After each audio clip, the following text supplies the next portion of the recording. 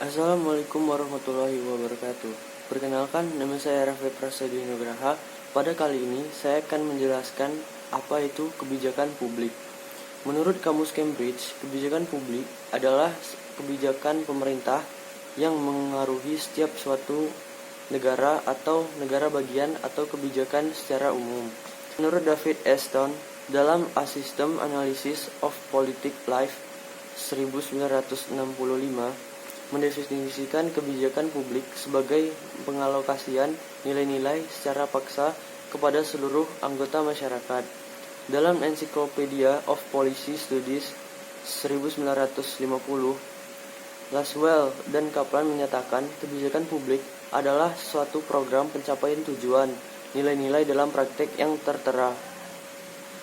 Menurut Anderson dalam Public Policy Making 1984, kebijakan publik adalah kebijakan yang dikembangkan oleh badan-badan dan pejabat-pejabat pemerintah.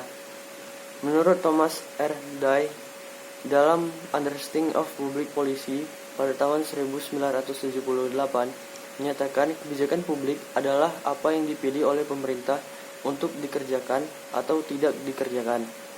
Tujuan kebijakan publik adalah dapat dicapainya kesejahteraan masyarakat melalui peraturan yang dibuat oleh pemerintah.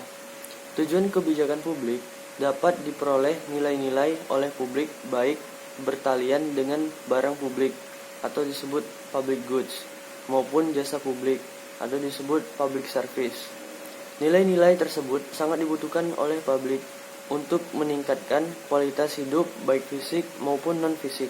Terdapat beberapa ciri-ciri kebijakan publik, yaitu 1.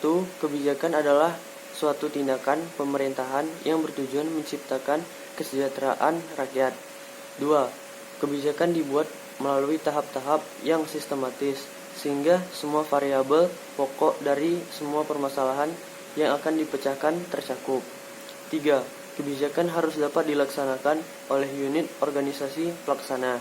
4. Kebijakan perlu dievaluasi sehingga diketahui berhasil dan tidaknya dalam menyelesaikan masalah. Tahap-tahap kebijakan publik menurut William Dunn adalah 1. Penyusunan agenda.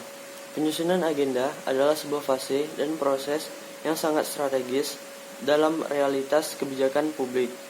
Dalam proses inilah ada ruang untuk memaknai apa yang disebut sebagai masalah publik dan agenda publik perlu dihitungkan. Jika sebuah isu telah menjadikan masalah publik dan mendapatkan prioritas dalam agenda publik, maka isu tersebut berhak mendapatkan alokasi sumber daya publik yang lebih daripada isu lain. Dalam penyusunan agenda juga penting untuk penentuan suatu isu publik yang akan diangkat dalam suatu agenda pemerintahan. Isu kebijakan, policy issues, sering disebut juga sebagai masalah kebijakan atau disebut public problem. Policy issues biasanya muncul setelah karena terjadi silang pendapat di antara para aktor mengenai arah tindakan yang telah atau akan ditempuh dalam pertentangan pandangan. 2. Formulasi kebijakan. Masalah yang sudah masuk dalam agenda kebijakan kemudian dibahas oleh para pembuat kebijakan.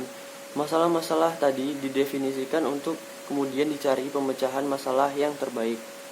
Pemecahan masalah tersebut berasal dari berbagai alternatif atau kebijakan yang sudah ada. Sama halnya dengan perjuangan suatu untuk masuk dalam agenda kebijakan. Dalam tahap perumusan kebijakan, masing-masing alternatif bersaing untuk dapat dipilih sebagai kebijakan yang diambil untuk memecahkan masalah. 3. Adopsi atau legitimasi kebijakan. Tujuan legitimasi kebijakan adalah untuk memberikan otoritas pada proses dasar pemerintahan. Jika tindakan legitimasi dalam suatu masyarakat diatur oleh kedaulatan rakyat, warga negara akan mengikuti arahan pemerintah. Namun, warga negara harus mempercayai bahwa tindakan pemerintah yang sah dan mendukung. Dukungan untuk rezim cenderung berdifusi, cadangan dari sikap baik dan niat baik terhadap tindakan pemerintah yang membantu anggota mentolerir pemerintahan didonasi. Legitimasi terdapat dikelola melalui manipulasi simbol-simbol tertentu, di mana Melalui proses ini, orang belajar untuk mendukung pemerintah. 4. Penilaian atau evaluasi kebijakan. Secara umum, evaluasi kebijakan dapat dikatakan sebagai kegiatan yang menyangkut estimasi atau penilaian kebijakan yang mencakup substansi, implementasi, dan dampak. Dalam hal ini, evaluasi dipandang sebagai suatu kegiatan fungsional. Artinya, evaluasi kebijakan tidak hanya dilakukan pada tahap akhir saja, melainkan dilakukan dalam seluruh proses kebijakan. Dengan demikian, evaluasi kebijakan bisa meliputi tahap perumusan masalah-masalah kebijakan, program-program yang diusulkan untuk menyelesaikan masalah kebijakan, implementasi, maupun tahap dampak kebijakan. Baiklah, saya rasa cukup sekian penjelasan dari saya. Jika ada kurang dan salah, saya mohon maaf. Wassalamualaikum warahmatullahi wabarakatuh.